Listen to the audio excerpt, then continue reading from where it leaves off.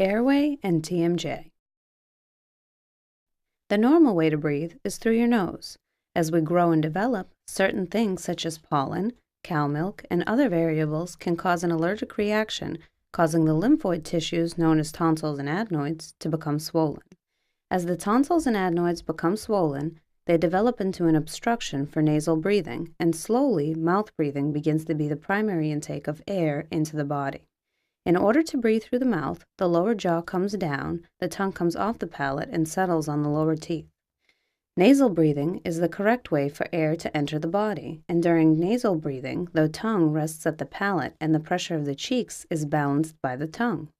During mouth breathing, the pressure from the cheeks is unopposed by the tongue. The oral system becomes unbalanced and results in the deformation of the upper jaw, creating a V-shaped arch as opposed to a correct U-shaped arch. This also produces an incorrect swallowing function. Upon swallowing, the tongue rests on the lateral teeth, hindering normal tooth eruption, causing a lateral tongue thrust. A constantly open mouth causes the incisors to over-erupt.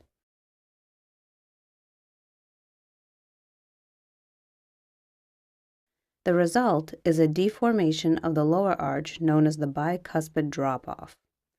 The result of this deformation of the upper and lower arches is the presence of premature contacts upon closing, which shift the lower jaw distally off of the physiologic trajectory. The narrowing of the upper arch pushes the lower jaw back. This forces the TMJ condyle to shift distally while the TMJ disc shifts forward. Upon opening, the disc can shift onto the condyle to restore the TMJ's correct position, reduction of the disc, and then shift back to an incorrect forward position upon closing. This is what causes a reciprocal click. In addition, the muscles could be in a state of hypertonus or spasm, which can result in tension headaches. An incorrect position of the lower jaw can result in parafunctional activity of the muscles, such as clenching and grinding. Over time, grinding can result in severely worn-down teeth. As a result, the teeth become even shorter, the lower jaw shifts distally even further, and the vertical of the bite decreases.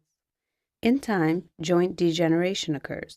The joint becomes deformed, and the ligaments of the joint become damaged. As a result, the TMJ disc can get trapped in front of the condyle. While the click may go away, limited mouth opening will occur.